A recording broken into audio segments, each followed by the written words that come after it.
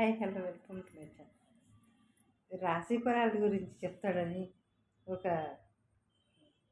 ఒక జ్యోతిష్యుని గురించి YouTube open చేస్తే అయ్యయ్యో, ఏం మాట్లాడుతున్నాడు, ఏం తిడుతున్నాడు, ఏమి శాపనలు పెడుతున్నాడు. ఆయన ఫోన్ చేసి ఎవరో ఏమో అన్నారంట. అది జ్యోతిష్యం చెప్పేటప్పుడే అవన్నీ గుర్తొస్తాయా? ఏదో రాశి ఫలాలు అని టైటిల్ ఏమో రాశి ఫలాల గురించి అని పెట్టి ఆయనని ఇబ్బంది పెట్టిన వాళ్ళు, ఆయన ఫోన్లు చేసి టార్చర్ పెట్టిన వాళ్ళు, వాళ్ళందరి గురించి చెప్తున్నాడు.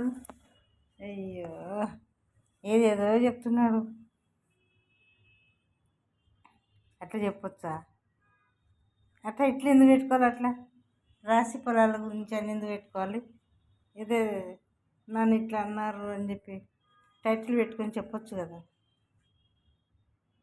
రాశి ఫలాలు చెప్పే ఆస్ట్రాలజిస్ట్ అని పెట్టుకొని ఏమన్నా బూతులా అంటే బూతులు అంటే తిట్లుగా అనడం వాళ్ళని.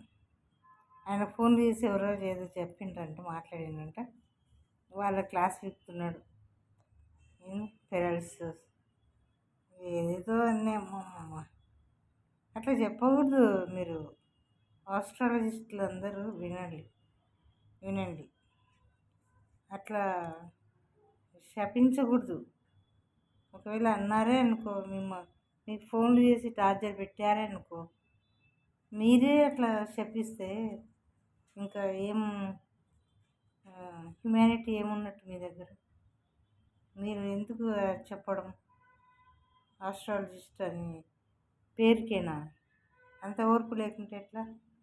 ఏదో కష్టాలు బాధల్లో ఉన్నట్లు ఏదో ఫోన్ చేసి అనింటారే అనుకో, మిమ్మల్ని ఏదన్నా ఒక మాట ఏదో ఇబ్బంది పెట్టిండ్రే అనుకో, మీరు పూజారులు అయ్యిండి అట్లా చెప్పిస్తే ఎట్లా? పూజారి గారు ఆయన చెప్పిస్తుంటే నవ్వాలా, ఏడవాలా, బాధపడాలా, జాలి పడాలా? అర్థం కాలేదు నాకైతే. కానీ కొంచెం జాలేసింది. ఆ పంతుల్ని ఎంత ఇబ్బంది పెట్టారో అందుకే అంత బాధపడుతున్నాడు అనిపించింది. మనమైనా అట్లా ఫోన్లు చేసి బాధ పెట్టొద్దు, వాళ్ళని ఇబ్బంది పెట్టొద్దు. ఈ పంతులు కూడా ఇట్లా చెప్పొద్దు. చాలా కామెడీగా ఉంది. Okay, thank you. Like and subscribe my channel. Okay friends.